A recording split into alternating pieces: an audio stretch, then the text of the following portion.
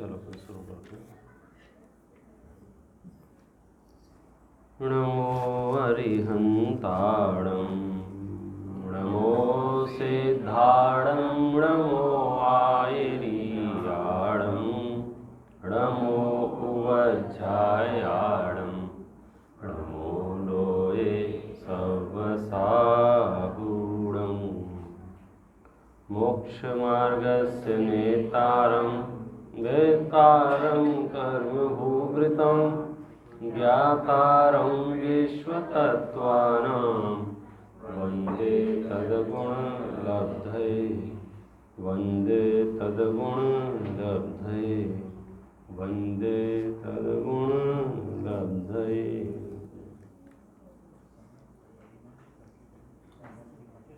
जैन सिद्धांत प्रवेशिका के माध्यम से द्रव्य गुण पर्याय इसकी चर्चा चल रही है। अभी हमने गुणों की विशेष चर्चा प्रारंभ हुई है। गुण किसे कहते हैं कि जो द्रव्य के संपूर्ण भागों में और उसकी संपूर्ण अवस्थाओं में बना रहे, उसका नाम गुण है। सामान्य गुण भी हैं और विशेष गुण भी हैं। सामान्य गुणों की चर्चा प्रारंभ की। सबसे पहले नंबर का गुण है अस्तित्व। अस्तित्व गुण का काम क्या है कि जिस शक्ति के कारण द्रव्य का कभी नाश ना हो। द्रव्य का नाश ना हो मतलब द्रव्य हमेशा द्रव्य ही रहेगा।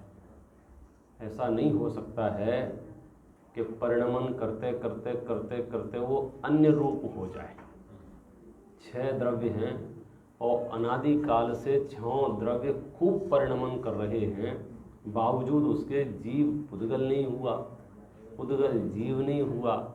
हर एक द्रव्य परिणमन करते हुए भी अपने अस्तित्व का परिहार नहीं करता है, अपने अस्तित्व को नहीं छोड़ता है। एक एक गुण इतने महत्वपूर्ण हैं कि हम जिसकी प्लानिंग कर रहे हैं, सोच रहे हैं, निर्विकल्प होने के लिए या वीतराग होने के लिए या आम लोगों की भाषा में स्ट्रेस फ्री होने के लिए हम तरह तरह की प्लानिंग कर रहे हैं। आचार्य कह रहे हैं आप सिर्फ वस्तु का स्वरूप समझ लो। स्ट्रेस हो ही नहीं सकता है, क्योंकि स्ट्रेस जो हुआ है, आकुलता जो हुई है, बेचैनी घबराहट जो हुई है, वो वस्तु स्वरूप की नासमझी से हुई है। यदि मुझे ये श्रद्धान पक्का हो कि मेरा बिगाड़ हो ही नहीं सकता है, मेरा नाश हो ही नहीं सकता है, जब ये पक्का श्रद्धान हो तो भय उत्पन्न नहीं हो सकता है। लेकिन जब जब पर्याय बदलती हैं तो मुझे लगता है हाय मरा, हाय मरा। पर्यायों के पलटने से तो मैं द्रव्य को मात्र पर्याय रूप देखने की जो आदत पड़ गई है, क्योंकि गुणों से परिचय है नहीं। अच्छा, सामान्य ज्ञान में भी पर्याय ही पकड़ में आती है। अभी हम किसी भी विषय को ग्रहण करेंगे तो प्रत्यक्ष सामने जो होगा वो क्या होगा? पर्याय होगी। कोई भी वस्तु होगी, ये देखो ये क्या दिख रहा है हमको? पर्याय दिख रही है। या तो रंग की पर्याय दिख रही होगी, या वजन की पर्याय दिख रही होगी, स्पर्श रस गंध वर्ण की अवस्थाएं जो है वो अवस्थाएं हमको दिख रही हैं।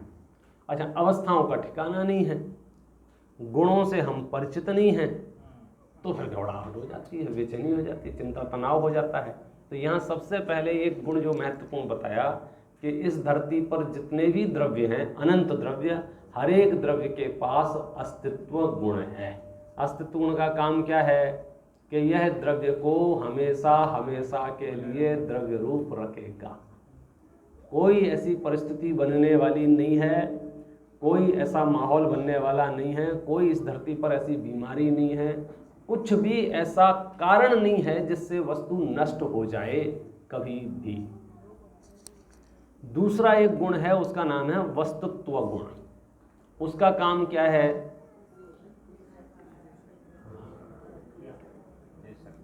जे शक्ति ना कारण थी द्रव्य मां अर्थ क्रिया होए तेने वस्तुत्व गुण कहे छे। जिस शक्ति के कारण द्रव्य में अर्थ क्रिया हो, ये अर्थ क्रिया क्या होती है? हिंदी का जो जैन सिद्धांत प्रवेश का है वहाँ ब्रैकेट में लिखा हुआ है प्रयोजन भूत क्रिया। अर्थ क्रिया माने प्रयोजन भूत क्रिया। अब ये प्रयोजन भूत क्रिया क्या होती है? इसमें लिखा है कहीं कुछ? नहीं, इसमें इतना ही है ना। हाँ, उदाहरण दिया? कहाँ दिया है? हाँ, जैन के घड़ानी अर्थ क्रिया जल धारण 6। तो थोड़ा सा आइडिया लग गया। अर्थ क्रिया माने उसका खुद का काम। इस धरती पर जितनी वस्तुएं हैं सबके अपने काम हैं। उदाहरण मोटे तौर पे दे दिया, जैसे घड़े का काम क्या है? पानी को धारण करना। तो घड़े की अर्थ क्रिया हुई पानी को धारण करना। जिस दिन उसमें छेद हो जाएगा तो फिर वो पानी को धारण कर पाएगा क्या? नहीं। तो फिर वो घड़ा भी नहीं रहेगा। फिर वो घड़ा नहीं रहेगा। क्यों? घड़ा तो कहते ही उसे हैं जो पानी को धारण करे, माने पानी को संभाल के रखे। उसकी अर्थ क्रिया, उसका काम है हर एक वस्तु का। इस माइक की अर्थ क्रिया क्या है? कि मैं यहां से जो बोल रहा हूं वो आपके कानों तक पहुंचा देवे। ये इसकी अर्थ क्रिया है। जिस दिन ये काम करना बंद कर देगा, इस दिन ये नहीं रहेगा। आप समझे? अभी इसकी कीमत कुछ अलग है, फिर वो किलो के भाव की लोहे के भाव जाएगा ये। तो क्या हुआ कि अर्थ क्रिया छोड़ देने पर ऐसी गड़बड़ी हो जाती है। ये उदाहरण में ये ट्यूबलाइट है, इसकी अर्थ क्रिया क्या है? प्रकाश करना। स्पीकर की अर्थ क्रिया क्या है? मोबाइल की अर्थ क्रिया क्या है? इसकी अर्थ क्रिया क्या है? यहाँ बैठे बैठे किसी दूर व्यक्ति से बात करा देना, ये इसकी अर्थ क्रिया है। यहाँ से इसमें फोटो खींच लेना, ये इसकी अर्थ क्रिया है। आवाज रिकॉर्ड कर लेना, ये इसकी अर्थ क्रिया है। अर्थ क्रिया का ख्याल में आए? तो धरती पर जितने भी पदार्थ हैं, जितने भी, उन सब की अर्थ क्रिया पाई जाती है। किस गुण के कारण? वस्तुत्व गुण के कारण। वस्तुत्व गुण का काम क्या है? कि जिस शक्ति के कारण से द्रव्य में अर्थ क्रिया हो, ऐसा कोई क्षण नहीं आता है जब वस्तु अपनी अर्थ क्रिया करना छोड़ देवे। और ये अर्थ क्रिया कारित्व का जो सिद्धांत है, इसको समझ करके हम एकदम निराकुल हो सकते हैं। एकदम निराकुल हो सकते हैं। मैं कौन सा द्रव्य हूँ? जीव द्रव्य। पहला गुण कौन सा है इसमें? अस्तित्व। मेरा नाश नहीं होगा। अच्छा, मेरा नाश तो नहीं होगा, मैं अपना काम कर पाऊंगा कि नहीं कर पाऊंगा? मैं मेरे काम करने के लिए बाहर में कैसी अनुकूलताएं चाहिए? मेरा काम माने अर्थ क्रिया। तो जीव द्रव्य को, जीव द्रव्य की अर्थ क्रिया करने के लिए किसकी कृपा चाहिए? किसकी अनुकंपा चाहिए? किसका आशीर्वाद चाहिए? कैसे संयोग चाहिए? कैसी हालात चाहिए? किन परिस्थितियों में जीव अपना काम कर सकता है? क्या जवाब आएगा? किसी भी परिस्थिति में काम कर सकता है, क्योंकि जीव के अंदर जो अर्थ क्रिया होगी वो तो वस्तुत्व गुण के कारण से होगी। और वस्तुत्व गुण यदि है तो जीव सदैव अर्थ क्रिया करेगा ही करेगा। जीव की अर्थ क्रिया क्या है? जीव की अर्थ क्रिया क्या है? जानना। ये उसकी अर्थ क्रिया है। तो ये अर्थ क्रिया करने के लिए क्या डिपेंडेंसी है? किसका सहारा चाहिए? किसकी हेल्प चाहिए? जानने में। तो जानना तो स्वभाव है, नेचर है। आत्मा ज्ञानम स्वयं ज्ञानम ज्ञानात् अन्यत् करोति किम। ये आत्मा ज्ञान के अलावा करता क्या है? क्यों? क्योंकि इसकी जो अर्थ क्रिया है ना, वो जानना है।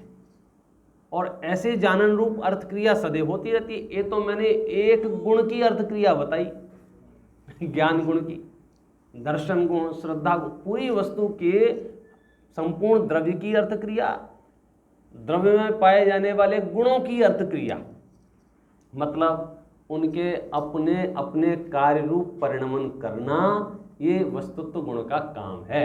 वस्तुत्व गुण जब तक रहेगा तब तक जीव जीव द्रव्य रूप रहेगा, पुद्गल पुद्गल रहेगा, धर्म धर्म रूप रहेगा, अधर्म अधर्म रहेगा, सब अपनी अपनी अर्थ क्रिया करेंगे। कोई द्रव्य दूसरे की अर्थ क्रिया कर नहीं सकता है।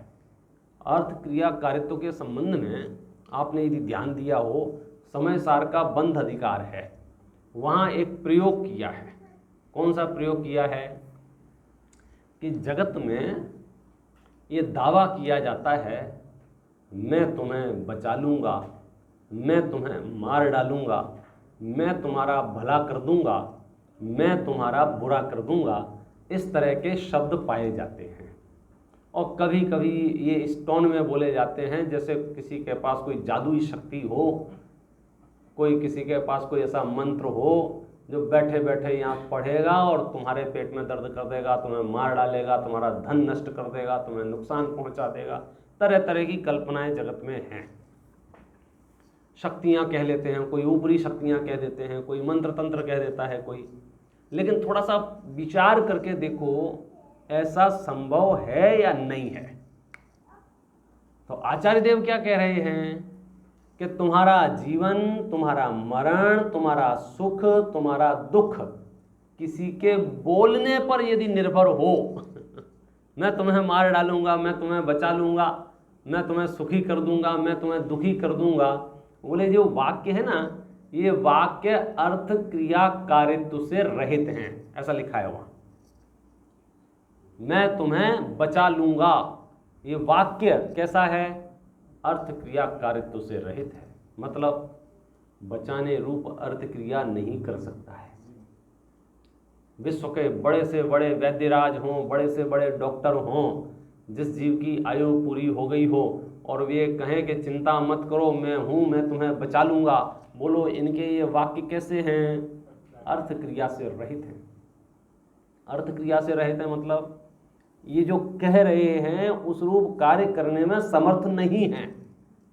और जो अर्थ क्रिया कारित्व से रहित वाक्य हैं उन पे बहुत विचार करके कुछ लाभ नहीं होगा। आचार्यों ने फिर एक उदाहरण दिया और वो उदाहरण ये दिया है, जैसे कोई कहे मैं सुबह सुबह मृग मरीचिका में स्नान करके। तो मृग मरीचिका में स्नान करके माने मृग मरीचिका समझते हो? जितने लोग हाँ हाँ कर रहे हैं ना समझते हैं, बाकी के लोगों को समझा देना। हाँ, लगभग एक दूसरे को समझा देना, अपना समय बचेगा। मृग मरीचिका में स्नान करके, खास करके ये रेगिस्तान के जीवों को बहुत पता होगा कि मृग मरीचिका क्या होती है। जब बड़े बड़े रेगिस्तान होते हैं तो ऐसा लगता है कि थोड़ी दूर पानी भरा हुआ है, मृग जल भी बोलते हैं कई लोग। हिरण को ऐसा लगता है वहाँ पानी है और वो दौड़ के जाता है, थक जाता है, हार जाता है, आसपास देखता है यहाँ तो पानी नहीं है, फिर वो गर्दन उठा के दूसरी तरफ देखता है तो लगता है वहाँ पानी है, और वहाँ दौड़ता है, वहाँ जाता है, वहाँ पानी नहीं है, फिर दौड़ता है, दौड़ दौड़ के मृत्यु को ग्रहण कर लेता है, लेकिन उसे पानी की एक बूंद नहीं मिलती है। तो मृग मरीचिका में पानी होता नहीं है, भ्रम होता है पानी का कि उसमें रेत के कण चमकते हैं तो ऐसा लगता है इसमें पानी भरा हुआ है।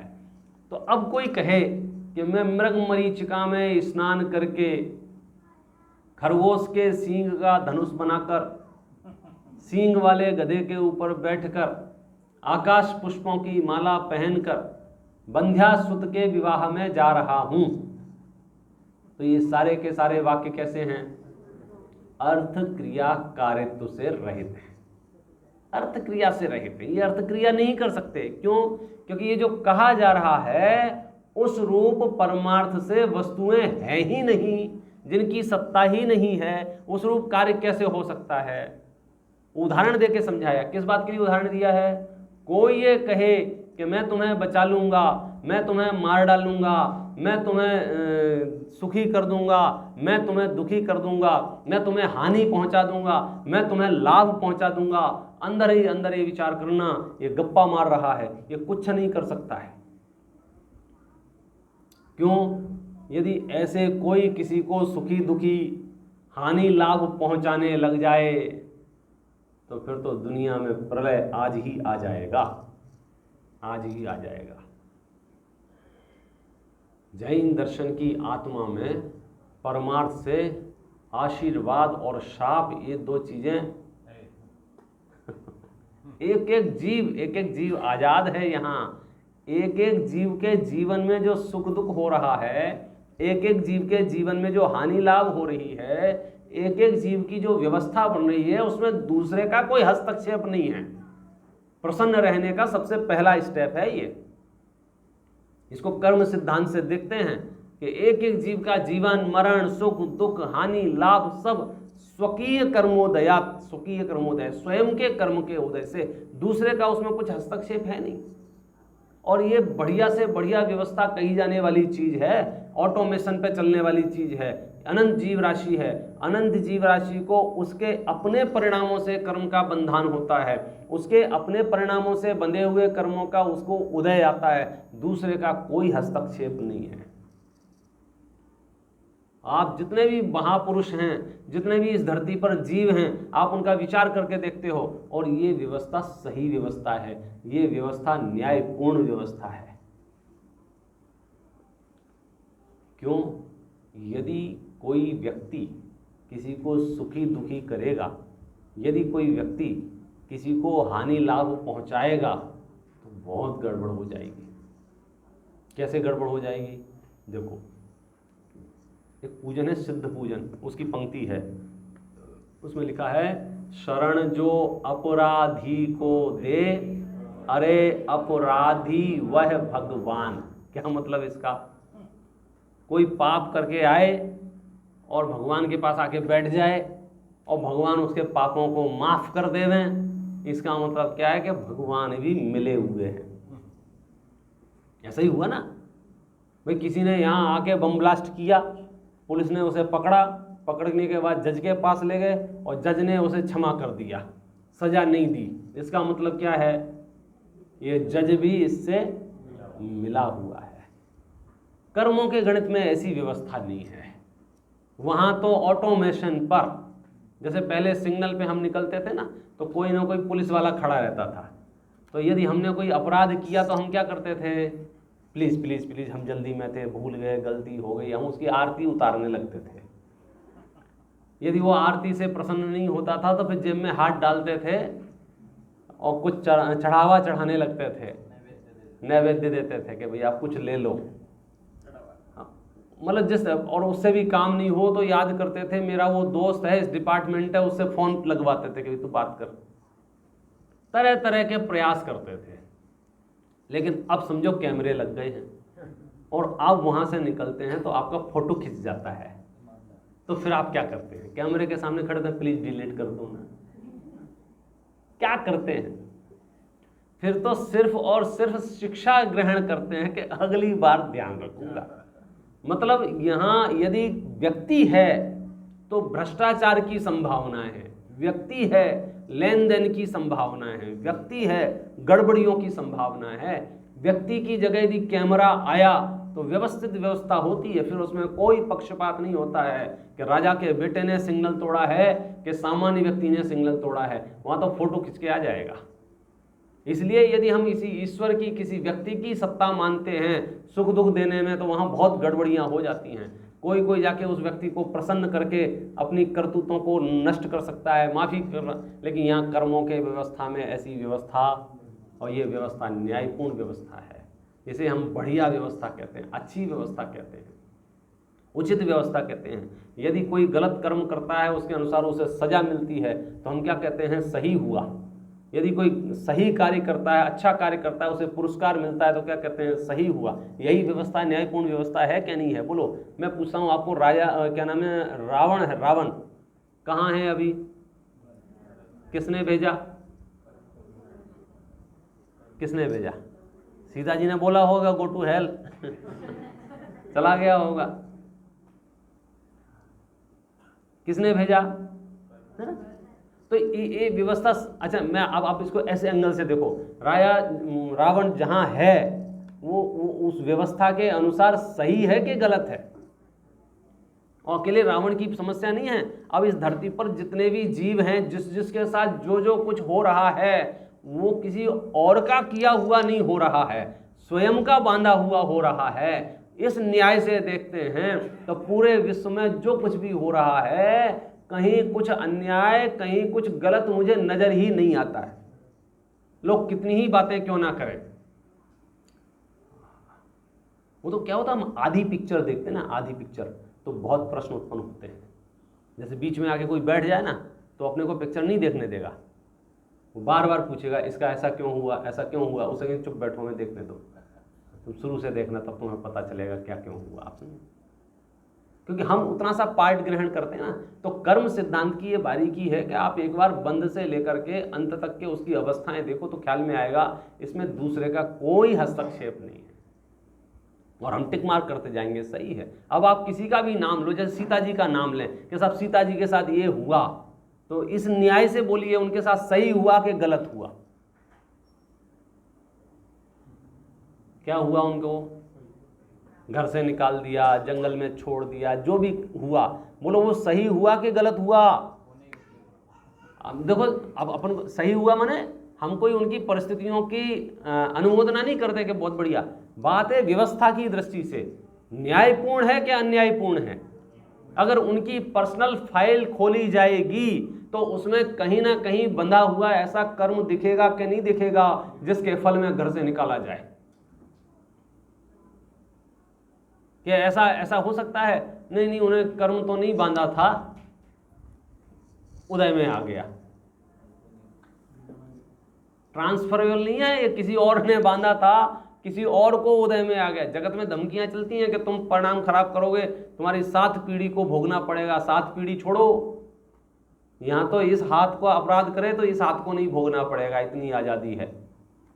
एक एक परमाणु की स्वतंत्रता की गहराई समझने की कोशिश करो। कोई एक दूसरे में क्या कहना चाहिए, लेन देन का कुछ संबंध ही नहीं है, क्योंकि वहां अर्थक्रिया कारित्व नहीं बनती है ना। 2 द्रव्यों की आपस में अर्थक्रिया कारित्व की समस्या उत्पन्न हो जाएगी। तो अब हम इस एंगल से बोलो, मैं जितने भी नाम लूं, 5 पांडवों के साथ जो हुआ, बोलो सही हुआ कि गलत हुआ? सही माने उस व्यवस्थित व्यवस्था के अंतर्गत कि उनको जो लोहे के आभूषण पहनाए जा रहे हैं, उन्होंने कोई ना कोई उस जाति का अपराध किया होगा क्या नहीं किया होगा, कि बिना अपराध के पहनाए जा रहे हैं? बोलो। सनत कुमार चक्रवर्ती को 700 वर्ष तक कोड़ रहा पूरे शरीर में, बोलो सही कि गलत? डर क्यों रहे हो? सही कि गलत? अंजना को घर से निकाला, सही कि गलत? अब आप जितने भी लिस्ट आपको नजर आ रही है, गजकुमार मुनराज के सर पे सगड़ी रखी गई, बोलो अन्याय न्याय? कहीं है अन्याय इस धरती पर?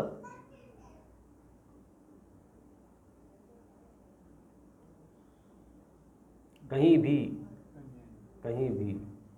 पूरे पुराण पुरुषों में, वर्तमान में, कभी कभी हम पुराण पढ़ते हैं ना, तो पढ़ते पढ़ते ऐसा लगता है, हो सकता है समझाने के लिए स्टोरियां लिख दी हों कि एक दिन पहले वो चक्रवर्ती है, 6 खंड का अधिपति है, और फिर पता चला दूसरे दिन उसके पास कुछ भी नहीं है।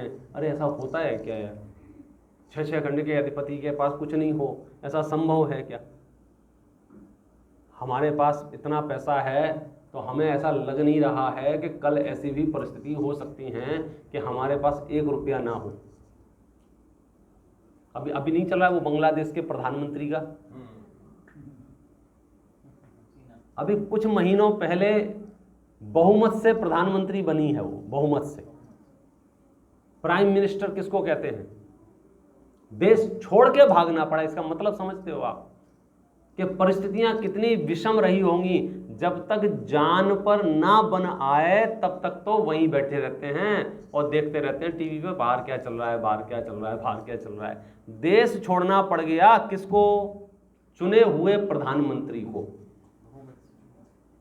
वो भी बहुमत से चुने हुए प्रधानमंत्री को। 7 महीने 8 महीने पहले उसकी सरकार बनी। तो प्राइम मिनिस्टर माने अब ये देश का सर्वोच्च पद है ना। कितने निर्णय उसके पास होते हैं, कितनी चीजें उसके पास होती हैं, लेकिन पुण्य क्षीण होता है तो एक निर्णय लेने की क्षमता नहीं होती है। कहाँ है, किन हालातों में है, किन परिस्थितियों में है, ये समाचार भी बाहर नहीं आ पाते हैं। किसकी बात चल रही है? आम आदमी की नहीं, प्राइम मिनिस्टर। लेकिन कर्म न्याय के सिद्धांत से देखते हैं तो हमें इस धरती पर कुछ गलत होता हुआ दिखाई ही नहीं देता है। हमें सर्वत्र यही नजर आता है, एक एक जीव जिसने जिस जाति का जैसा कर्म बांधा था, उस जीव को उस जाति का वैसा उदय क्रम नियमित आ रहा है। कहीं किसी प्रकार के हस्तक्षेप की गुंजाइश है नहीं। तो बस समस्या यही है कि जब वही घटनाएं दुर्घटनाएं हमारे साथ होती हैं तो हमको लगने लग जाता है अब अन्याय शुरू हो गया है। सीता जी के साथ जो हो रहा था तो वो तो न्याय है, सनत कुमार चक्रवर्ती को जो हुआ वो तो न्याय है, सब कर्मों का उदय है, कर्मों का उदय है। तो हमारे साथ जो हो रहा है या आपके साथ जो हो रहा है उसमें अन्याय कहां से आ गया? गाड़ी कितने रिलैक्स मोड पर चली जाएगी, सब बढ़िया फर्स्ट क्लास, एक एक द्रव्य में वस्तुत्व गुण पाया जाता है, अपनी अर्थ क्रिया कारित्व को नहीं छोड़ता है। मूल मुद्दे की बात इसमें ऐसी है कि जब पाप का उदय है या पुण्य का उदय है, दोनों ही काल में सम्यक दृष्टि के विचार, सम्यक दृष्टि के परिणाम, सम्यक दृष्टि की परिणति में कोई फर्क नहीं पड़ रहा है। वो 6 खंड का अधिपति है तो भी और कुछ भी नहीं है तो भी वहां कोई फर्क नहीं पड़ रहा है, क्योंकि जीव द्रव्य अपनी अर्थ क्रिया करने के लिए स्वतंत्र है। और अभी जो बात चली कौन सी, कि जगत में जो प्रपंच चल रहा है, हम एक वाक्य से तय कर सकते हैं कि वो जो वाक्य कहे गए हैं, वो जो बातें कही गई हैं, वे बातें अर्थ क्रिया कारित्व करने में समर्थ नहीं हैं। इसलिए मुझे किसी भी प्रकार का भय ग्रसित होने की आवश्यकता नहीं। करें क्या? मंत्र होते ना, मंत्र, मंत्र जानते हो? मंत्र किसको कहते हैं? मंत्र कितने पावरफुल होते हैं मंत्र, मंत्रों की शक्तियाँ कितनी होती हैं, मंत्रों के पावर कितने होते हैं। भूत प्रेतों की ताकत कितनी होती है, भूत प्रेतों की सामर्थ्य कितनी होती है, और भी बहुत सारी चीज़ें होती होंगी। लेकिन भाई साहब एक चीज़ है, यदि मेरे पुण्य का उदय हो तो फिर कोई कुछ भी सोचे, कोई कुछ भी बोले, कोई कुछ भी कहे, कोई कुछ भी करे, यहाँ कुछ नहीं होने वाला है। और मेरे यदि पाप का उदय हो तो फिर भी यही सारी बातें लग जाएंगी। तो सारा का सारा होना नहीं होना किसी के सोचने से, किसी के बोलने से कुछ होने जाने वाला नहीं है। और मैं जैन दर्शन के परिप्रेक्ष्य में एक बात मैं बता देता हूँ, प्रकरण आया है तो मंत्र शब्द का सीधा सीधा अर्थ होता है संस्कृत साहित्य में, मंत्र माने शॉर्ट फॉर्म, संक्षिप्त में जो बात कही जाए उसको बोलते हैं मंत्र। मंत्र माने कम से कम जगह में ज़्यादा से ज़्यादा माल दे दो, उसका नाम है मंत्र।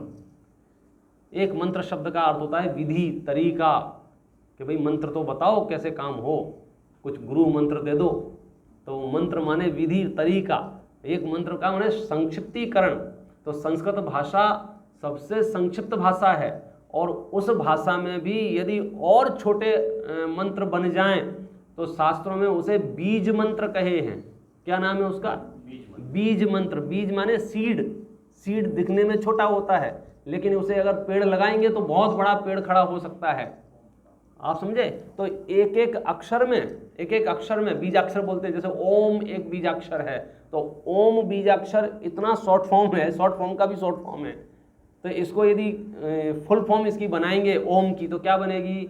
अस्याउसा। अस्याउसा अपने आप में एक शॉर्ट फॉर्म है। फिर इसको यदि खोलेंगे तो क्या बनेगा? अरहंत सिद्ध आचार्य उपाध्याय साधु। फिर इनका विस्तार करेंगे तो क्या बनेगा? तो पता चलेगा कि इतने बड़े बड़े ग्रंथ पढ़ने पड़ेंगे, तब जाके वो पंच परमेष्टि का स्वरूप समझ में आएगा। माने एक ओम को समझने के लिए कितने बड़े बड़े ग्रंथ लग जाएंगे उस ओम की विस्तृत व्याख्याओं में। ओम एक अक्षर का है, ह्रीम 24 तीर्थंकर का है, ये तरह तरह के बीजाक्षर हैं। ये सारे के सारे मंत्र इष्ट देव स्मरण कराने वाले हैं।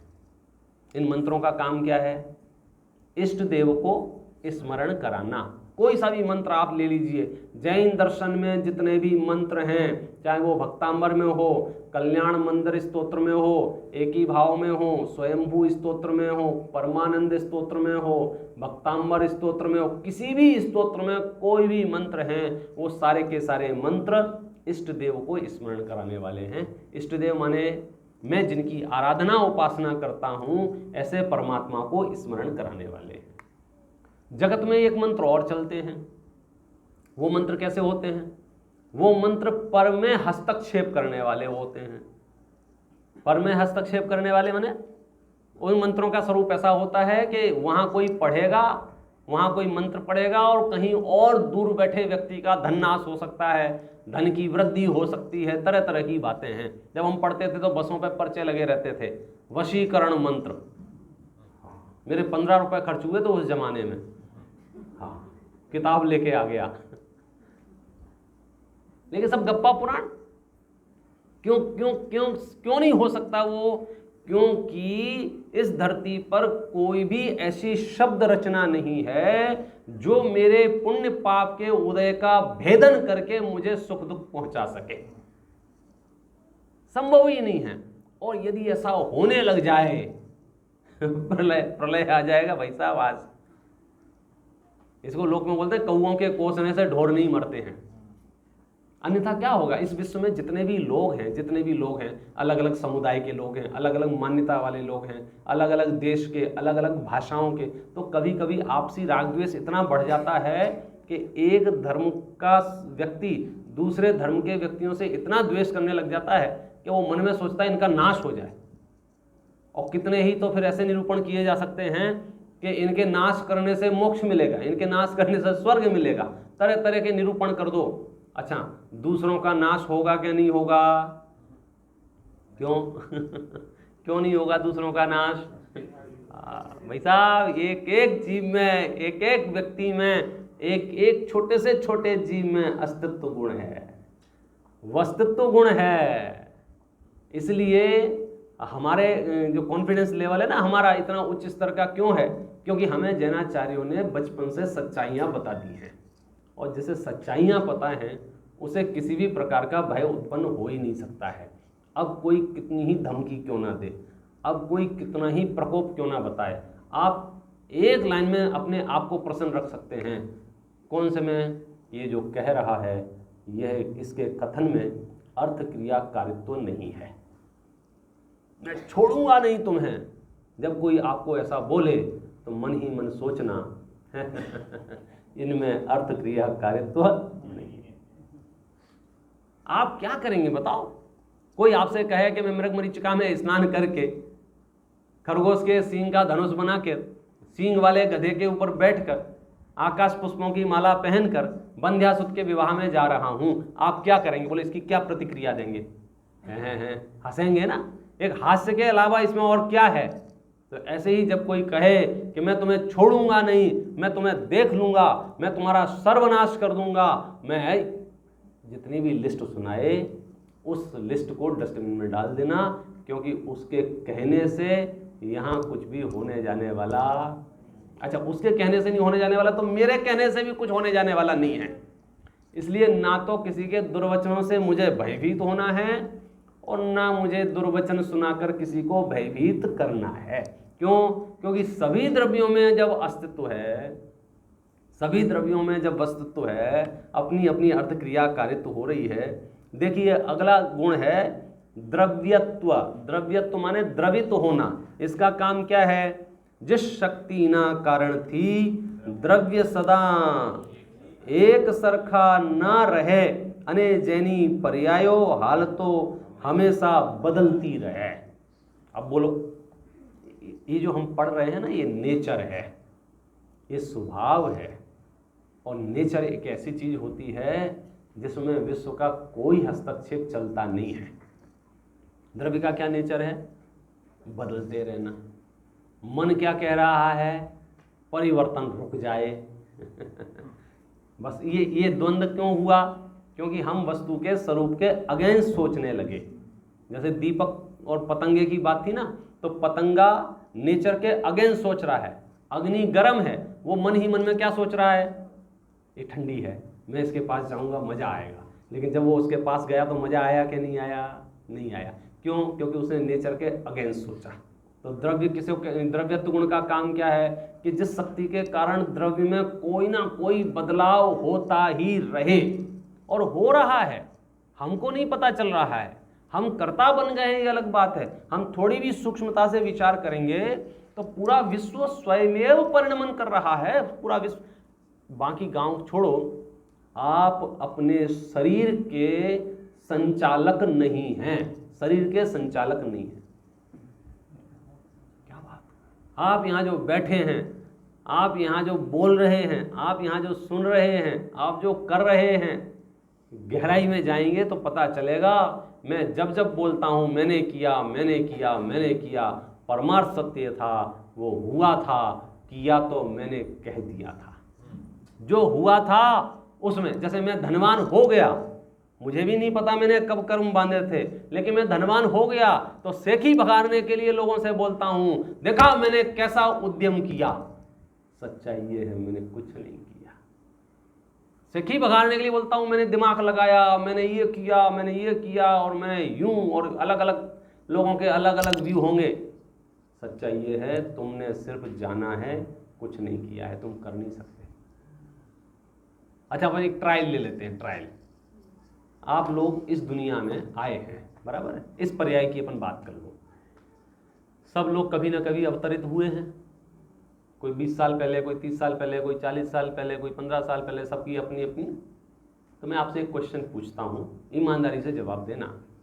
जब आप इस धरती पर आए थे इस पर्याय में, उस समय आपके शरीर का आकार, उस समय आपके शरीर का वजन, उस समय आपके शरीर का रंग क्या था? याद करके बोलो थोड़ा सा। कितना, आप कितनी हाइट थी आपकी लगभग? भैया याद है क्या? जब आप आए थे तो आप कितने बड़े थे? आपका वजन कितना था? 1-1.5 फीट, 1.5-2 फीट, 1.5-2 फीट की हाइट थी। वजन कितना था? 6-7 पाउंड, 6-7 पाउंड वजन था। रंग कैसा था? जो भी होगा, याद नहीं। अच्छा, आप जो सूचना मुझे दे रहे हैं, ये तो इस पर्याय में आने के लगभग 8-9 महीने बाद की सूचना दे रहे हैं। ये जो आपने जानकारी उपलब्ध कराई है, क्योंकि डेटा अगर सही उपलब्ध नहीं कराओगे तो एनालिसिस सही नहीं होगा। डेटा वाले पंडित जी आपको समझा के गए हैं, तो डेटा सही दो आप। तो अब आप बताओ कि जब आप इस पर्याय में आए थे तब आपका साइज कितना था, आकार कितना था, वजन कितना था, रंग कितना था? अभी जो आप बोलते हो मैं बहुत तंदुरुस्त हूँ, मैं बहुत मोटा हूँ, मैं बहुत पतला हूँ, मैं बहुत बुद्धिमान हूँ, मैं बहुत मूर्ख हूँ, मैं पूछता हूँ जब आप आए थे तब आपकी क्या हालत थी, तो आप क्या कहोगे? क्या हालत थी, हमको तो कुछ पता भी नहीं है। मतलब आकार भी कितना सा होगा, कितना सा, वजन कितना होगा? अब प्रश्न ये है कि उतने से आकार से लेकर के वो जो 1-1.5 फीट का आकार हुआ, वो जो 7-8 पाउंड का वजन हुआ, उसमें आपका क्या योगदान है? कृपया ईमानदारी से बताइए।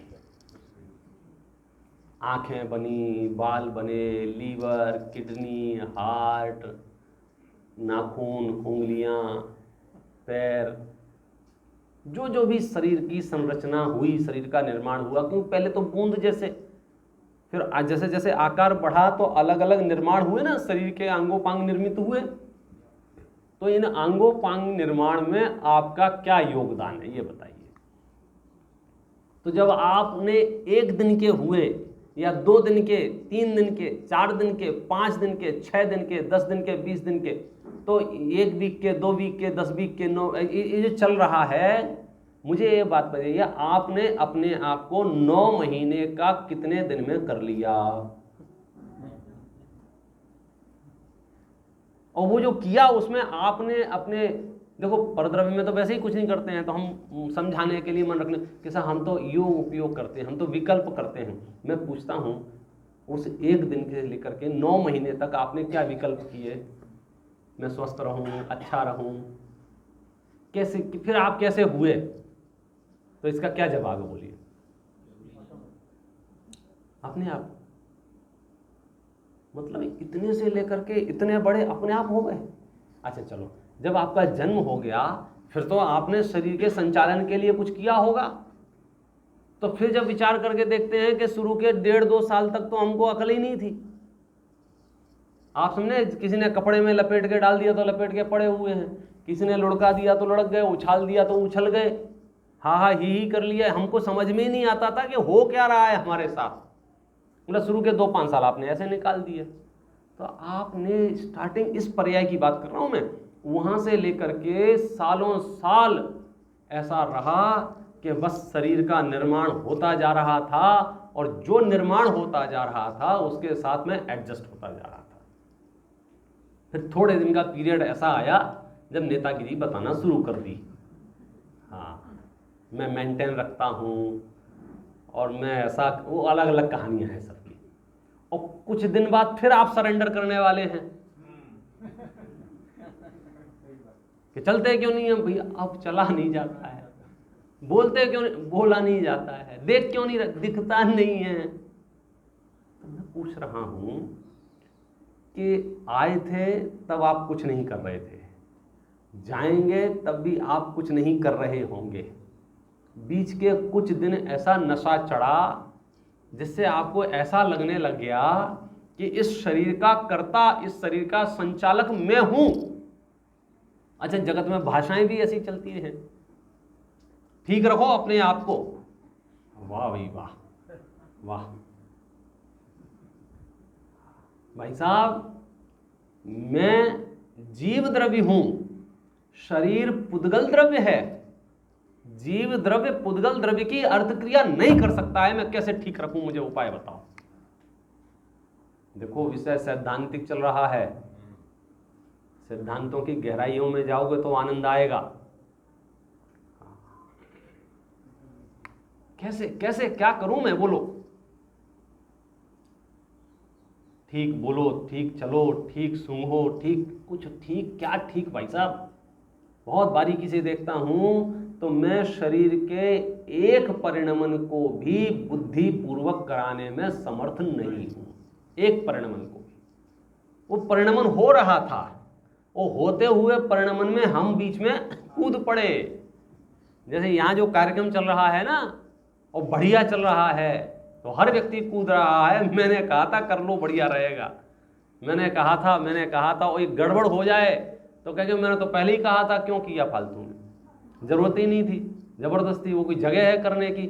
मतलब घटना वही घटेगी, तो जो घटना घटेगी वैसे लोग प्रकट होने लग जाएंगे, 1 सेकंड में उसके कर्ता बनने लग जाएंगे, 1 सेकंड में अकर्ता हो जाएंगे। जब सब हरा हरा बढ़िया बढ़िया चल रहा है तो सब कहेंगे हाँ हाँ हाँ हाँ हाँ हाँ, मैंने। और जैसे ही गड़बड़ हुई सब नहीं बोले, मैं तो पहले ही मना किया था, मैंने तो पहले ही मना किया था। ये क्या चल रहा है? तो सच बात ये है, शरीर से लेकर के, संयोगों से लेकर के इस धरती पर जितने पदार्थ हैं, उन समस्त पदार्थों का परिणमन स्वयं हो रहा है। हर द्रव्य अपनी अपनी अर्थ क्रिया कर रहा है। हमारी बुद्धि इतनी मोटी हो गई है कि शास्त्रों की सूक्ष्म बातें समझ में आने में थोड़ा सा अड़चन होती है। ऐसा कैसे हो सकता है? अरे हो नहीं सकता, हो रहा है, हो रहा है। बोलो, बरसात के दिनों में हिमालय से लेकर वो के जो सॉरी गर्मियों के दिनों में हिमालय से जो बर्फ पिघलना शुरू होती है, लाखों टन पानी बहता बहता बहता बहता बहता बहता बंगाल की खाड़ी में गिर जाता है कि नहीं गिर जाता है? कौन गिराता है? किसी को आइडिया हो तो गूगल पे देखो, कितना पानी, लाखों टन पानी हिमालय से लेकर के बंगाल की खाड़ी तक कौन लाता है? तो पता है आप क्या कहेंगे? हैं पंडित जी, वो तो ढलान है ना, वो ऊंचाई पर है, ये नीचाई पे है, तो ग्रेविटी है, फलाना है, टिकाना है। चलो ठीक है, अब मैं आपसे दूसरा पूछता हूँ, उतना का उतना पानी बंगाल की खाड़ी से वापस हिमालय पे कौन ले जाता है? अगर ना ले जाए तो अगली बार कैसे आए? साइकिल तो चल रही है, ये बड़ा फाउंटेन है, जैसे आप अपने घरों में लगा लेते हो, वही पानी आता रहता है। तो ये भी जो बरस रहा है, कोई नया नया पानी नहीं आ रहा है, पहली बार कई बार बरस चुका है, यहाँ जगह इकट्ठा हो चुका है, वापस वहां जा रहा है, वहां से फिर वापस आ रहा है। क्या बात कर रहे हैं? फिर उसके अपने अपने तथ्य, अपनी अपनी थ्योरियाँ कि वो गर्मी बहुत पड़ती है, फिर वाष्पीकरण हो जाता है, फिर पानी उड़ता है, फिर पानी उड़ के बादलों में जाता है, फिर बादलों के माध्यम से वहाँ चला जाता है, वहाँ का मौसम ठंडा है तो बर्फ़ जम जाती है, फिर जब गर्मी आती है तो फिर पिघलता है। देखो कथा कहानियाँ तुम कुछ भी सुनाओ, सच बात यह है उसमें किसी का हस्तक्षेप नहीं है, वह स्वयमेव हो रहा है। विश्व का एक एक कण स्वयमेव परिणमन कर रहा है। प्रभु तू व्यर्थ ही सर पे भार लिए घूम रहा है। यहाँ तेरा जन्म तुझे पूछ के नहीं हुआ था, यहाँ हो जाए कि नहीं हो जाए, पूछ के हुआ था, हो गया। अच्छा, साल शुरू के 10-5 साल आपको फर्क नहीं पड़ रहा था, आप झोंपड़ी में हैं कि महलों में हैं, आपके माता पिता धनवान हैं या निर्धन हैं, क्या आपको फर्क पड़ रहा था? कि इस टाइप का तो कॉन्शियसनेस था ही नहीं ना। बच्चा तो बच्चे की तरह, उसको खाने पीने की थोड़ी बहुत जुगाड़ हो गई, माने भूख मिटती जाए उतने से संतुष्ट था ना वो। अब क्या हुआ, धीरे धीरे धीरे धीरे धीरे पर्यायों का आकर्षण जन्म लेने लगा। फिर मन कहने लगा नहीं, यही ये पर्याय ठीक है, ये ऐसी ही की ऐसी पर्याय बनी रहे, ऐसी की ऐसी पर्याय बनी रहे। लेकिन यहाँ क्या कह रहे हैं कि ये द्रव्यत्व गुण है, वो परिणमन हुए बिना रहेगा नहीं। आप इस परिणमन को रोक नहीं सकते हैं। जैसे आप इतने से इतने हो गए ना, आप उसको रोक नहीं सकते थे, आप उसमें हस्तक्षेप नहीं कर सकते थे। तो हर दिन हर पल जो परिणमन हो रहा है उसमें आपका कुछ चलेगी कि नहीं चलेगी? आपका कोई हस्तक्षेप है या नहीं है? कि नहीं है। तो क्या करें कि बस जान लो, क्या जान लें कि इसमें द्रव्यत्व शक्ति है, द्रव्यत्व गुण है, जिसके कारण ये परिणमन हो रहा है। एक और गुण है इसमें, कौन सा? प्रमेयत्व। एक एक गुण जबरदस्त है, जबरदस्त। जय शक्ति ना कारण थी द्रव्य कोई ने कोई ज्ञान नो विषय होय तेने प्रमेयत्व कहे छे। जिस शक्ति के कारण द्रव्य किसी ना किसी ज्ञान का ज्ञेय बनेगा। ये देखो, ये वस्तु मेरे ज्ञान में झलक रही है, ये वस्तु मेरे ज्ञान में झलक रही है, तो यहाँ दो गुणों की क्वालिटी है। एक मेरे ज्ञान की सामर्थ्य कि इस वस्तु को जान लेवे, और एक इस वस्तु की सामर्थ्य कि तुम्हारे जानने में आ जाए। अगर इसमें प्रमेयत्व गुण ना हो तो आप नहीं जान सकते। सबके अंदर प्रमेयत्व गुण है, हर वस्तु, सामान्य गुण है ना, तो हर वस्तु के अंदर प्रमेयत्व गुण है। प्रमेयत्व गुण से क्या होगा कि यह वस्तु किसी ना किसी ज्ञान का विषय रहेगी। तीन लोक में जितने पदार्थ हैं, बोलो कोई ना कोई उन्हें जान रहा है कि नहीं जान रहा है? कौन जान रहा है? केवल ज्ञानी जान रहा है। देखो, अगुरु लघुत्व गुण कोने कहे छे, एक से एक टॉप के गुण हैं। देखो, मैं बहुत गति से पढ़ रहा हूँ, आपको यदि ये विषय, यही विषय बहुत तसल्ली से समझना हो तो यूट्यूब पर वर्कशॉप ऑन जैनिज्म के नाम से लघु जैन सिद्धांत प्रवेशिका के पीपीटी के माध्यम से, प्रेजेंटेशन के माध्यम से बहुत तसल्ली से ये विषय समझाया गया है। आप वहाँ से शांति से सुन सकते हो, क्योंकि 2.5 दिन में तो आपको सैंपल मिलेगा। सम्यक दर्शन करना है तो 6 महीने तक पीछे पड़े रहो। अभी अभी बता के गए। देखो, अगुरु लघुत्व गुण कोने कहे छे, जे शक्तिना कारण थी द्रव्यनी द्रव्यता कायम रहे छे, अर्थात एक द्रव्य बीजा द्रव्य रूपे ना परिणमे, अथवा एक गुण बीजा गुण रूपे ना परिणमे, तथा एक द्रव्यना अनेक अथवा अनंत गुण बिखराई ने जुदा जुदा ना थई जाए, तेने अगुरु लघुत्व गुण कहे छे।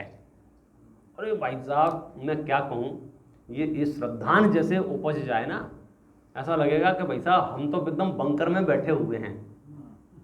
अगुरु लघुत्व गुण का काम क्या है कि द्रव्य को द्रव्यपना कायम रहे, द्रव्य में द्रव्यपना कायम रहे। इसका मतलब क्या कि एक द्रव्य दूसरे द्रव्य रूप नहीं हो जाए, एक गुण दूसरे गुण रूप नहीं हो जाए, और एक द्रव्य में जो अनंत गुण है वो बिखर के अलग अलग नहीं हो जाए। हम चिंता में आ जाते हैं, गफलत में पड़ जाते हैं, गड़बड़ नहीं हो जाए, गड़बड़ नहीं हो जाए। गड़बड़ हो नहीं सकती है भाई साहब। वस्तु क्या कह रही है? एक द्रव्य दूसरे द्रव्य रूप हो नहीं सकता है। अरे एक द्रव्य दूसरे द्रव्य रूप तो छोड़ो, लोक में भी एक वस्तु दूसरी वस्तु रूप नहीं होती है। मैं आपसे पूछता हूं बहुत सरलतम बात, 1 किलो दूध और 1 किलो पानी को मिलाया जाए तो दूध कितने किलो हो जाएगा? कितने किलो हो जाएगा? क्यों, आपको गणित नहीं आता है क्या? 1 किलो पानी प्लस 1 किलो दूध दोनों को मिलाया जाए तो दूध कितना हो जाएगा? हाँ? बोले बेचने वाले के लिए 2 किलो हो जाएगा, मूर्ख बनाने वालों के लिए 2 किलो हो जाएगा, मूर्ख बनने वालों के लिए 2 किलो हो जाएगा, वो 2 किलो के पैसा दे भी आए। लेकिन जो समझदार होगा, मैं आपसे पूछता हूं, पानी की एक बूंद भी दूध रूप हुई है क्या? क्यों? अगुरु लघुत्व गुण के कारण। पानी की एक बूंद भी अथवा दूध की एक बूंद भी, शरीर में अनंत पुद्गल परमाणु हैं, मेरी आत्मा में असंख्यात प्रदेश हैं, सालों से साथ रह रहे हैं, आत्मा के असंख्यात प्रदेशों से एक प्रदेश भी पुद्गल रूप हुआ है क्या? हो सकता है क्या? पुद्गल शरीर पुद्गल रूप है तो पुद्गल का एक भी परमाणु जीव द्रव्य रूप हुआ है क्या? हो सकता है क्या? नहीं हो सकता है। क्यों नहीं हो सकता है? अगुरु लघुत्व। अगुरु लघुत्व, अगुरु लघुत्व गुण का काम क्या? कि एक द्रव्य दूसरे द्रव्य रूप नहीं होता, एक गुण दूसरे गुण रूप नहीं होता, द्रव्य में रहने वाले अनंत गुण बिखर कर अलग अलग नहीं होते। जैसे लड्डू हाथ में से गिर जाए तो क्या होगा? बिखर जाएगा। तो ऐसे ही आत्मा छत से टपक जाए तो क्या होगा? ज्ञान गुण यहाँ, दर्शन गुण यहाँ, चारित्र गुण यहाँ, ऐसा ऐसा होगा? मतलब मैं वो वस्तु हूं जिसमें किसी भी तरह का कोई भी हस्तक्षेप दुनिया की ताकत कर नहीं सकती है। एक एक गुण मुझे प्रोटेक्ट किए हुए है, बस मेरा ध्यान वहां जाए और मैं आनंद से जीवन जीऊं। देखो सामान्य गुणों में एक गुण और है, प्रदेशत्व गुण। प्रदेशत्व गुण का काम क्या है? देखो, जय शक्ति ना कारण थी द्रव्य नो कोई पण आकार अवश्य होए। कोई पण आकार अवश्य होए माने द्रव्य है ना, द्रव्य तो किसी ना किसी फॉर्म में तो रहेगा ना, कोई ना कोई अवस्था तो उसकी रहेगी ना, कोई ना कोई आकार उसका जरूर रहेगा। तो वो आकार किस कारण से रहेगा? प्रदेशत्व गुण के कारण से। अभी आपका क्या आकार है? मनुष्य आकार। जब गधे होंगे तो क्या आकार हो जाएगा? चींटी होंगे तो चींटी होगी, क्या आकार होगा? पेड़ है तो पेड़ के जीव का क्या आकार है? और जो सिद्ध अवस्था रूप बैठे हुए हैं उन सिद्धों का क्या आकार है? सिद्धों का आकार है क्या नहीं है? सिद्धों का आकार है या नहीं है? सिद्ध भगवान देखे हैं कि नहीं देखे हैं? किस किसने सिद्ध भगवान देखे हैं? जरा हाथ खड़े करो। देखे हैं कि नहीं देखे? शायद याद आ रहा है, दिमाग पे जोर डालो, कहाँ देखें? सिद्ध भगवान देखे हैं कि नहीं देखे हैं? नहीं देखे हैं? क्या बात कर रहे हो? सिद्ध भगवान नहीं देखे? हाँ, किसी भी रूप में, प्रतिमा के रूप में देखे हैं कि नहीं देखे हैं? हाँ देखे। तो उनका आकार होता है कि नहीं होता है? होता है। कैसा आकार होता है उनका? क्योंकि यदि द्रव्य है तो उसमें प्रदेशत्व गुण होगा, और प्रदेशत्व गुण है इट मीन्स इसका कोई ना कोई आकार जरूर होगा, गारंटी से। निराकार हो ही नहीं सकता है, निराकार हो ही नहीं सकता है। क्यों? क्योंकि प्रदेशत्व गुण है ना। तो सिद्ध भगवान का कौन सा आकार है? हाँ हाँ, द्रव्य संग्रह की गाथा है। निकम्मा अठ गुणा किंचुणा देह दो। आप समझे? किंचित न्यून पुरुषाकार। किंचित न्यून पुरुषाकार मतलब कि पुरुष का जो आकार है, अंतिम शरीर का जो आकार है, उससे थोड़ा छोटा। क्यों भैया उससे थोड़ा छोटा क्यों? उतना ही क्यों नहीं? क्योंकि शरीर का आकार जो है वो औदारिक शरीर है, और औदारिक शरीर जो है जगह जगह कहीं हवा भरी है, कहीं पानी है, ऐसे क्या कहना चाहिए, होलो है जगह जगह। और जब आत्मा इस शरीर से निकली, यानी सिद्ध परमात्मा रूप अवस्था निकल परमात्मा जिन्हें हम कहते हैं उस रूप अवस्था हुई, तो वो आत्मा के प्रदेश सघन हो गए। सघन हो गए माने बीच की हवा नहीं रहेगी उसमें, ऐसे मिल गए, तो फिर जो आकार रहेगा वो थोड़ा सा कम रहेगा, इसलिए उसको किंचित न्यून पुरुषाकार कहा है। ये 6 सामान्य गुण समझ लीजिए। आप भरे जंगल में अकेले घूम रहे हों और आप सिर्फ ऐसा कह ले मेरे अंदर अस्तित्व है, वस्तित्व है, द्रव्यत्व है, अगुरु लघुत्व है, प्रदेशत्व है, प्रमेयत्व है, बस आपको किसी भी प्रकार का भय हो नहीं सकता है। हमारी प्रॉब्लम क्या है, हम प्रैक्टिस ये कर रहे हैं कि जब प्रॉब्लम सामने आए तब हम उस प्रॉब्लम को फेस कैसे करें। अधिकांश लोग इस प्लानिंग में हैं कि जब दाढ़ी में आग लग जाए तो फिर कुआं खोद के पानी निकाल के इसको कैसे बुझाया जाए ये बताओ। और विश्व में ढेरों सेमिनार इस बात के हो रहे हैं, how to management, anger management के हो रहे हैं या स्ट्रेस मैनेजमेंट के हो रहे हैं कि आपको स्ट्रेस होने लग जाए तो फिर क्या करना, फिर तरह तरह के इलाज भी बताए जा रहे हैं। वो लगभग वही प्रैक्टिस है कि दाढ़ी में आग लगने के बाद कुआं खोद के आग बुझाना। बहुत मुश्किल काम है, बहुत मुश्किल काम है, अधिकांश लोग असफल हो जाते हैं। स्ट्रेस होने के बाद उसको मैनेज करना बहुत भारी काम है। जैनाचार्यों ने आपको वो जड़ी बूटियां दी हैं, वो मंत्र बताए हैं, वो विधि, वो तरीका, वो सिद्धांत बताए हैं कि यदि उनको समझ लिया तो स्ट्रेस पैदा हो ही नहीं सकता है। अब दोनों में बहुत बड़ा अंतर है, उत्पन्न होने के बाद मैनेज करना और उत्पन्न होने ही नहीं देना। घर ऐसा बनवाओ कि जहां चूहे आ ही ना पाए, और चूहे आने लग जाएं और घर बसा ले हुए और फिर उन्हें रोज निकालो, और वो अलग सर्कस है भाई साहब। तो आत्मा में, इस चैतन्य सदन में यदि विकार उत्पन्न ही ना हो, वो तरीका मिल जाए, आचार्य ने वही बताया है। प्रश्न भी पूछा कि बताओ ये क्रोध, ये मान, ये माया, ये लोभ, जितनी भी कषाएं होती हैं, वो लोग क्या करें, जब गुस्सा आता है तो क्या करना चाहिए।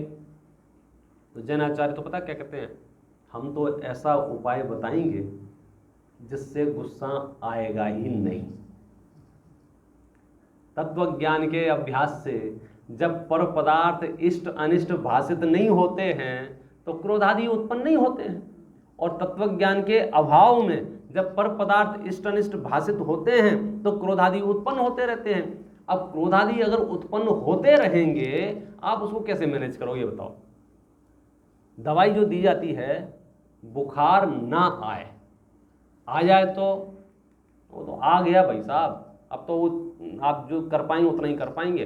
बीमारियां उत्पन्न ना हो, अगर ये आपने सावधानी रख ली तब आप विजेता कहलाएंगे। उत्पन्न होने के बाद जो करते हैं वो तो ठीक है, उसका तो क्या आपके ऑप्शन नहीं बचते ना, उसके भी इलाज हैं, लेकिन वो खास बात नहीं है। मैं देखो बहुत इसको समराइज करूँ, गुस्सा आता है, एक कोई भी विकार हो, तो हमारी समस्या यह है कि गुस्सा आ जाए तो क्या करना चाहिए। गुस्सा आ जाए तो आ ही गया ना, तो क्या करना चाहिए मुझे बताओ। तो मुझे लगता है विकार होता है, विकार को बोलते हैं वेस्ट प्रोडक्ट। वेस्ट प्रोडक्ट में फेंकने लायक चीज़, जैसे शरीर है अपना स्वस्थ है, सब ठीक है, लेकिन कोई गलत चीज़ खाने में आ जाए तो क्या होता है, वॉमिटिंग आ जाती है। तो मैं पूछता हूँ, वॉमिटिंग आ जाए तो क्या करना चाहिए।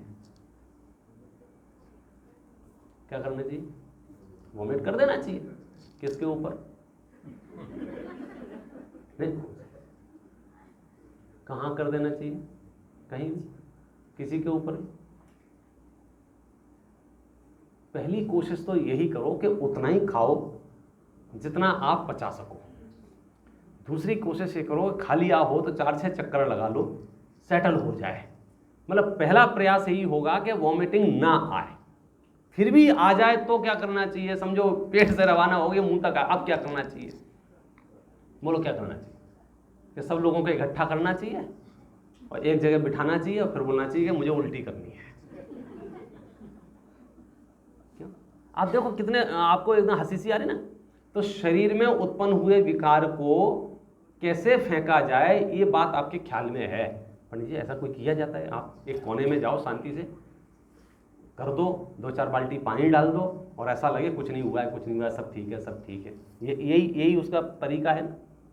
लेकिन जब गुस्सा आता है तो इधर आओ, इधर आओ, इधर आओ, इधर आओ, किसी न किसी के ऊपर करना चाहते हैं। और जब बेस्ट प्रोडक्ट किसी के ऊपर करते हैं तो उसके क्या रिएक्शन होंगे, मैं आपसे पूछता हूं। वो उल्टी जो आई थी वो कोने में ना करके अगर हॉल में करता तो क्या होता है? तो क्या होता? क्या इतने बड़े हॉल में यदि वो उल्टी करता तो कुछ ना कुछ लोग इतने कमजोर होते हैं कि उल्टी को देखकर भी उल्टी आ जाती है। तो एक उल्टी हुई ना तो उसको देख के 2-4 को आ जाएगी, और 2-4 अगर उल्टी कर देंगे तो बाकी के जो और थोड़े कमजोर होंगे उनको 2-4 बाद उल्टी उल्टी उल्टी उल्टी उल्टी। मैं कहता हूं सारे विकारों का यही दुष्चक्र है। आत्मा में जो क्रोध आदि उत्पन्न हुए हैं, यदि आप सबके ऊपर उसे उड़ेल लेना चाहते हो तो उससे क्या होता है कि जिसको क्रोध नहीं आ रहा हो ना, जैसे ये सभा भी शांति से चल रही है, एक व्यक्ति क्रोध करे, एक व्यक्ति, तो उसके रिएक्शन में 3-4 करने लग जाएंगे। कोई उसे समझाने लग जाएगा, कोई उस पर क्रोध करने लग जाएगा। अच्छा, जैसे ही उस पर क्रोध करेगा वो किसी का भाई होगा तो तीसरा पैदा हो जाएगा, तुम। तो ये जो माहौल बनता है, तो मैं तो यही कहूँगा तत्व ज्ञान का इतना गहरा अभ्यास हो कि हमको गुस्सा आए ही नहीं।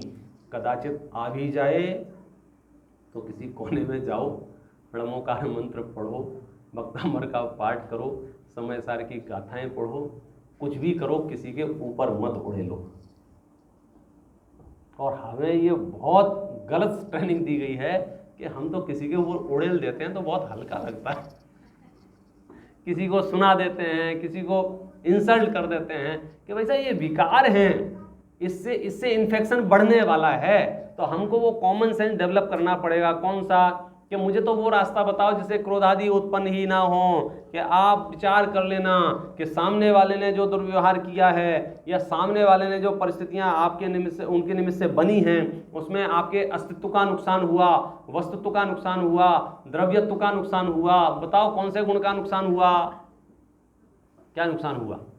जब किसी गुण का नुकसान नहीं हुआ है तो क्यों माथा गर्म हो रहा है? मुझे फिर ये बताओ। आप किसी मंदिर के, किसी संस्था के किसी पद पे बैठे हुए थे, आपका पद छीन लिया, षड्यंत्र से छीन लिया, प्लानिंग से छीन लिया। प्रश्न ये है, आपका क्या नुकसान हुआ? पहले ये बताओ। आपके असंख्यात प्रदेश थे, अब कितने बचे? आपके पास अनंत गुण थे, अब कितने बचे? जब नुकसान नहीं हुआ है तो माथा गर्म क्यों हो रहा है?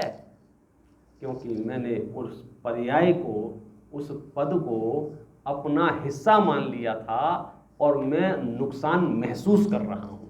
नुकसान हुआ नहीं है। किसी ने अगर इंसल्ट की है मेरी, समझो 10-20 आदमी के सामने भरी बाजार में किसी ने 4-6 गालियां दे दी उसने। अब बताइए, वही सुबह वाली बात आ जाएगी कि अब अपना मूड खराब करूं या नहीं करूं? बोलो, ये ऑप्शनल है कि कंपलसरी है? हमारी आदतों के अनुसार ये कंपलसरी बन गया है। घर में अगर 6 लोग होंगे तो 1 का टेप रिकॉर्डर बजेगा तो 5 का 5 मिनट बाद बजने लग जाएगा अपने आप, जबकि वो 5 का बजे या ना बजे ऑप्शनल था। 1 का ही बजने दो। तुम तो सम्यक दृष्टि हो, तुम तो शास्त्रों का अभ्यास करते हो, तुम्हें तो सब ख्याल में आ रहा है ना। क्या करें साहब, कमजोरी है। हाँ, तो इस कमजोरी को दूर कैसे किया जाए? क्या श्रुत का अभ्यास बढ़ाया जाए? तो गुरुदेव श्री ऐसी थोड़ी कहते थे 4-6 कलाक तो स्वाध्याय जोइए पण जोइए। अब 4-6 कलाक स्वाध्याय पढ़ेंगे तो सम्यक दर्शन के निमित्त भूत भगवान आत्मा को हम समझने में समर्थ हो पाएंगे। बोलो, और ठिकाना 6 मिनट का नहीं होगा तो कैसे काम चलेगा? ये तो वैसी बात हो गई कि भाई स्वस्थ रहने के लिए क्या करना चाहिए? कि बादाम खाना चाहिए। तो लाओ भाई 5 किलो बादाम लाओ, बढ़िया 5 किलो बादाम। तो ऐसे ही किसी ने कहा कि आपको जो है जिंदगी में सुखी रहना है तो धर्म सुनना चाहिए। हाँ चलो चिंतामणि पार्श्वनाथ चलो, वहीं सुने आते हैं। तो 2.5 दिन आपने जम के सुना, और कल से भाई साहब, यदि 2.5 दिन में आपको 2.5 मिनट भी ऐसा लगा हो कि ये मेरे काम की चीज है, इसमें तो मेरा ही हित भाषित होता है, इसमें तो मेरा ही कल्याण होने वाला है, तो आपको एवरी डे इसको आपको शामिल करना पड़ेगा अपने जीवन में। जब लाइफ कैलकुलेट करते हैं ना, तो 2 तरह से लाइफ कैलकुलेट करते हैं। कुछ लोग ऐसे प्लान करते हैं कि मैं इस उम्र तक पढ़ूंगा, इस उम्र तक कमाऊंगा, इस उम्र तक अपना फैमिली सेटअप करूंगा और इस उम्र के बाद रिटायरमेंट लूंगा। मतलब एक सेटअप ऐसा है। कुछ लोग ऐसा कहते हुए मिल जाते हैं, पंडित जी बस थोड़ा 2-3 साल और पूरा सिस्टमेटिक हो जाए, बिजनेस सेटल हो जाए, जो भी है पैसा इकट्ठे हो जाए, उसके मन में खूब स्वाध्याय करूंगा। एक प्लानिंग तो ये है। ऐसे लोगों के साथ धोखा हो सकता है, क्योंकि वो जितने साल बाद की प्लानिंग कर रहे हैं उतने साल बाद मतलब क्या तमाशा होगा हम उसमें नहीं जाना चाहते हैं। मैं समझता हूँ आप अपनी ज़िंदगी को 24 घंटे की मान लो, बस 24 घंटे की, और आप एवरी डे उसको डिवाइड कर दो कि इतने घंटे कमाऊंगा, इतने घंटे खाऊंगा, इतने घंटे सोऊंगा और इतने घंटे स्वाध्याय करूंगा, तो आप अपनी जिंदगी में सफल हो सकते हैं। एवरीडे में डिवाइड कर दो। जैसे समझो मैंने बहुत पहले निर्णय लिया, 2 तरह के निर्णय होते हैं। एक निर्णय यह था कि पहले 2-4 करोड़ रुपए अपन कमा लेवे, फिर अपन प्रचार प्रसार प्रवचन ये सब करेंगे। एक निर्णय लिया कि मुझे अपने दिन के 8 से 9 घंटे कमाई के लिए खर्च करने हैं। वो 8 से 9 घंटे में यदि मैं करोड़पति बनूं तो भी ठीक, और दाल रोटी का कार्यक्रम चलता रहे तो भी ठीक। यदि सच में मुझे वो मेरे 9 घंटे से 9:30 नहीं होना चाहिए। उसका फायदा ये है हर दिन मैं सभी तरह की जिंदगी जी लेता हूँ, कमाने वाली भी, खाने वाले भी, सोने वाले भी, पढ़ने वाले भी, सामायिक वाले भी, पूजन वाले, हर चीज़। लेकिन वे लोग बहुत पछता रहे हैं। एक टाइम के बाद बीमारियां बढ़ गई, एक टाइम के बाद परिस्थितियां बिगड़ गई, एक टाइम के बाद मन उचट गया। अब वो पहले याद करते हैं, पहले मेरी बहुत इच्छा थी शास्त्र पढ़ूं, अब मन नहीं लगता है पढ़ने, मन नहीं लगता है, समझ घटती जाती है, बुद्धि घटती जाती है। इसलिए आप इंतजार मत कीजिए। अगर ये 2.5 दिन में आपको ऐसा लगा हो ना ये कल्याण का काम है, तो आप इसको एवरी डे में शामिल कीजिए। फिर वो कितना ही भले ही 2 घंटे हो, 2 ज़्यादा लग रहे हो तो 1 हो, 1 ज़्यादा लग रहा हो तो आधा घंटे हो, आधा घंटा ज़्यादा लग रहा हो तो 15 मिनट हो, 15 मिनट भी ज़्यादा लग रहे हो तो 5 मिनट हो। कम से कम 5 मिनट तो अपने आप को दीजिए। 5 मिनट, सिर्फ 5 मिनट। 2 बादाम भी रोज चबा चबा के खाते रहे ना तो आपको थोड़ी बहुत पौष्टिकता आती रहेगी। 5 मिनट, ये अलग बात है कि जब आप 5 मिनट अपने आप को देंगे तो कब वो 6 हो जाएंगे, कब वो 10 हो जाएंगे, कब वो 15 हो जाएंगे, आपको पता नहीं चलेगा। लेकिन आप 24 घंटे की साइकिल में से अगर 5 मिनट भी अपने लिए नहीं निकाल रहे हैं, इससे बड़ा बेवकूफ़ इस धरती पर दूसरा प्राणी हो नहीं सकता है। क्योंकि वो गांव की चिंता कर रहा है, शरीर की चिंता कर रहा है, संयोगों की चिंता कर रहा है, बच्चों की चिंता कर रहा है, सब। और ये अकल मुझे तब समझ में आई, हवाई जहाज उड़ रहा था तो बैठने से पहले उसने मुझे समझाया। क्या समझाया? कि भाई साहब इसमें कभी भी ऑक्सीजन मास्क ऐसे नीचे आ सकते हैं। अच्छा ठीक है, फिर क्या करना? तो उसने जो बात समझाई वो बहुत गजब की थी।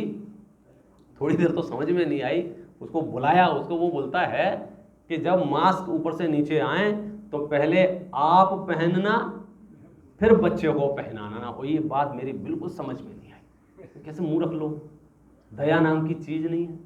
इतने स्वार्थी लोग कहीं देखे हैं? पहले खुद पहनना फिर बच्चों को पहनाना। बोले ये सही है कि गलत है? बच्चों को पहले पहनाना चाहिए कि खुद पहले पहनना चाहिए? आपका मन क्या कह रहा है भैया? ऑक्सीजन कम हो गया फ्लाइट में और मास्क आ गया है, तो मेरे साथ बच्चा है तो मैं बच्चे को पहले मास्क पहनाऊं कि पहले खुद मास्क पहनूं? बच्चों को पहले पहनाऊं ना। हाँ ये ठीक है। और फ्लाइट वाले ये हर बार 50 बार बैठ चुके होंगे तो भी ये ज्ञान दिए बिना नहीं रहते हैं। कौन सा? कि पहले आप पहनिए फिर बच्चों को पहनाइए। तो उसने समाधान भी किया कि भाई साहब आपने अगर बच्चे को पहनाने में समय लगाया और बच्चे को पहना भी दिया कदाचित, और आप पहनते पहनते निकल लिए, तो बच्चा कितनी देर रखेगा? और यदि आपने पहले पहन लिया, आप सेफ हैं, तो आप बच्चे के मुंह पर जबरदस्ती हाथ रख के उसको रख सकते हैं, तो 2 जानें बच सकती हैं। 2 नहीं बचेंगी तो कम से कम 1 तो बची जाएगी। और यदि आपने पहले ना पहनकर बच्चे को पहले पहनाया तो दोनों जाएंगी। तो कॉन्सेप्ट समझ में आ रहा है? मोक्ष मार्ग में भी पहले स्वयं स्वाध्यायी होना, पहले अपने अंदर सम्यक दर्शन पैदा करना, फिर सोचना घर वालों का क्या करूं, समाज का क्या करूं, देश का क्या करूं। हमारे यहाँ पाठशाला चलती है ना, तो वहाँ एक बोर्ड लगा रखा है, कहाँ से शुरू करूं, ये शब्द है, कहाँ से शुरू करूं। अपने देश से, अपने राज्य से, अपने नगर से, अपने मोहल्ले से, अपने परिवार से नहीं, इन पर मेरा कोई जोर नहीं चलता है। मुझे परिवर्तन स्वयं में लाना है। और फिर आप देखो, और 5 मिनट कोई बड़ी चीज नहीं है। 5 मिनट बड़ी चीज है क्या? तो आपको वो संकल्प तो लेना होगा। कौन सा? देखो, न जाने कितना भाग्य लेके आए हैं, तब तीर्थंकर परमात्मा की वाणी आज भी सुरक्षित है और हमें पढ़ने, सुनने, समझने को मिल रही है। वरना 10-5 साल पहले खरीदी हुई चीज कहाँ रख दी है, घर में मिल नहीं रही है। मुझे संभाल के रखी है, गायब हो गई, मैं नहीं रखी थी, मेरे घर में नहीं मिल रही है। और 2000 साल पहले जो ग्रंथ लिखे गए थे, और इस बीच में सुना रहे थे ना पंडित जी, इतिहास में आंधियां आई, तूफान आए, आग लगी, बाढ़ आई, बिल्डिंगें गिर गई, कितने बड़े बड़े महल जो पत्थरों के खड़े थे, सम्राट चंद्रगुप्त मौर्य, पूरे अखंड भारत पे पहले शासक, अते पते नहीं है भाई साहब, एक कमरा तक देखने को नहीं मिलता कहाँ चंद्रगुप्त का है, खंडहर तक उपलब्ध नहीं है, इतने बड़े बड़े पत्थरों के। और कागज के टुकड़े आज भी सुरक्षित हैं, ओरिजिनल कुंद आचार्य के द्वारा लिखा गया शास्त्र आज सुरक्षित है। तो ऐसा लगता है मेरा कोई पुण्य शेष होगा, इसलिए सुरक्षित है। अदरवाइज कागज कैसे सुरक्षित रहे बोलो? वेदर का इफेक्ट नहीं पड़ा, कीड़े नहीं पड़े, लकड़ी है ना, कागज है, कुछ भी हो सकता था।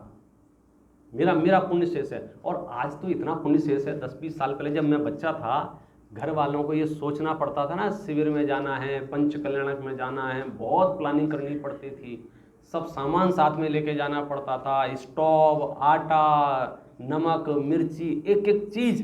और समझो प्रोग्राम भी अटेंड करना है, प्रोग्राम अटेंड करने के बाद बनाना है, बना के खाना है, और फिर आपको वहाँ कोई सिर्फ पानी मिल जाता था, ये रहा पानी, बाकी सब काम आपने करने हैं। 10, 15, 20 साल में आपका पुण्य इतना बढ़ गया है कि रात के 2 बजे भी आपको लगे या किसी शिविर का लाभ लेना है, तो आप इस प्लास्टिक के डब्बे को ऐसे उठाएं, आप जिस पंडित का नाम लेंगे वो पंडित प्रवचन करना शुरू कर देगा आधी रात में। कितना पुण्य है बोलो, कितना। अब इससे ज्यादा और क्या चाहिए? अब उपयोग ना करो पुण्य का, ये अलग विषय है। रात के 2 बजे भी बोलोगे ना, डॉक्टर हुकुमचंद भारिल, इतने में तो शुरू हो जाएंगे, संतप्त मानस शांत हो जिनके गुणों के गान में, वे वर्धमान मान जिन विचरे हमारे। और मैं इसलिए बता रहा हूं भाई साहब, टोडरमल जी की आत्मकथा पढ़िए।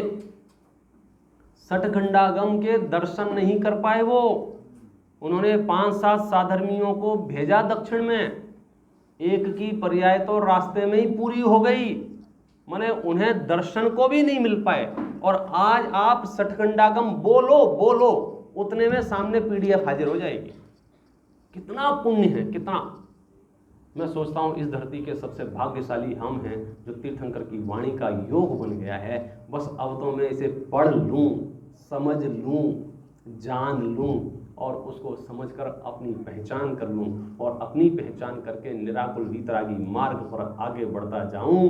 है निश्चित सिद्ध स्वपद मेरा, हे प्रभु कब इसको पाऊंगा। ओम नमः।